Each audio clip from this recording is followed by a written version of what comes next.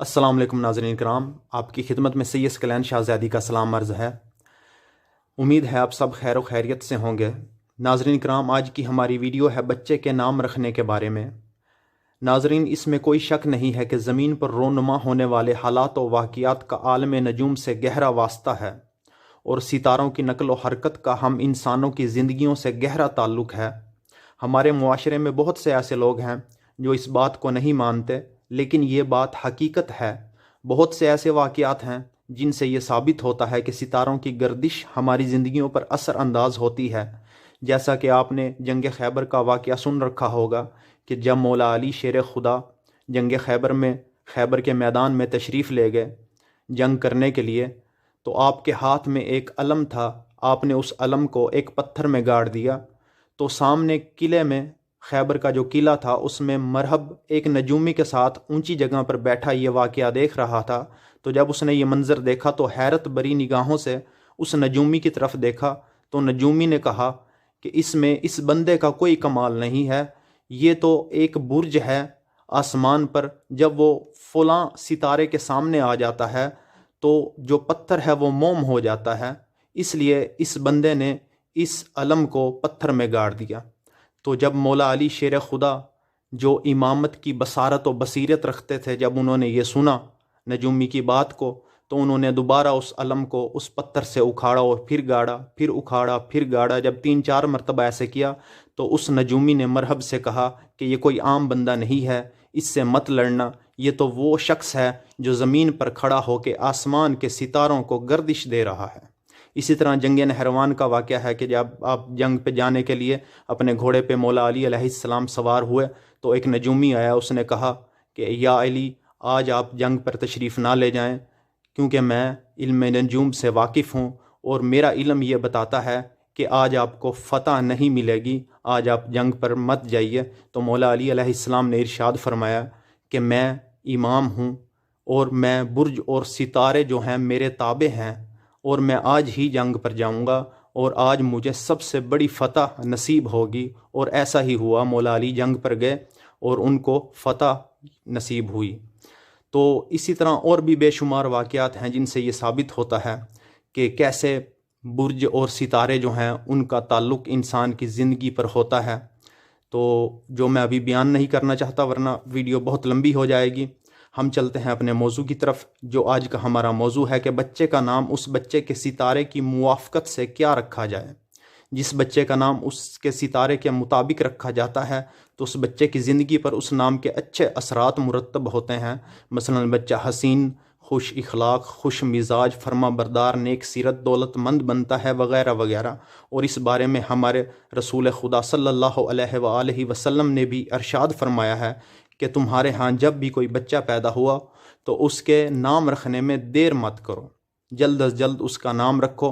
अगर तुम उसका कोई नाम तजवीज़ नहीं कर पा रहे तो आर्जी तौर पर अगर बेटा पैदा हो तो उसका नाम मोहम्मद रख दो, और अगर बेटी पैदा हो तो उसका नाम फ़ातिमा रखो, ताकि उस बच्चे या बच्ची की ज़िंदगी पर इन नामों की बरकत की वजह से अच्छे असरात जो हैं मुरतब हों। तो नाजरीन, आज मैं आपको बताऊंगा कि जो पैदा होता है बच्चा, उसका नाम उसके सितारे के मुताबिक कैसे रखा जाता है। शुरू करने से पहले आपसे गुजारिश है कि हमारे चैनल सैयद कल्याण शाहज़ादी को सब्सक्राइब कर लें और बेल के आइकॉन को दबाएं ताकि हमारी हर वीडियो का नोटिफिकेशन आपको मिलता रहे। जी तो नाजरीन, सबसे पहले तो आप जो भी जिसके यहाँ जो बेटा या बेटी पैदा हो, आपने उस दिन को देखना है कि किस दिन वो पैदा हो रहा है बच्चा और किस टाइम पे पैदा हो रहा है। फिर आपने उस दिन और उस टाइम के हिसाब से उस सियारे की जो है सात को मालूम करना है कि इस वक्त इस टाइम पे कौन से सियारे की सात है। मुश्तरी की है, जोहरा की है, जोहल की है। टोटल जो हैं 7 सितारे होते हैं जिनकी सातें मालूम करना होती हैं। और अगर आपको इस बारे में नहीं पता कि किस टाइम पे कौन से दिन में किस सियारे की सात होती है, तो इस पर मैंने पहले से एक वीडियो बना रखी है, आप वो वीडियो देख लें। नीचे लिंक मैं उसका डिस्क्रिप्शन में दे दूंगा, वहां जाकर आप वो वीडियो देख सकते हैं। उससे आपको पता चल जाएगा कि सात कैसे मालूम करनी होती है। तो जब आप सात मालूम कर लेंगे, मिसाल के तौर पर जो बच्चा मुश्तरी की सात में पैदा होता है तो मुश्तरी का जो मुवक्किल होता है वो है मिसाइल। तो अगर मुश्तरी की साथ में जो बच्चा पैदा होगा तो उसका नाम आपको चाहिए कि आप फे या दाल से जो नाम शुरू होता है, यानी कि पहला हरफ फे होना चाहिए या दाल होना चाहिए।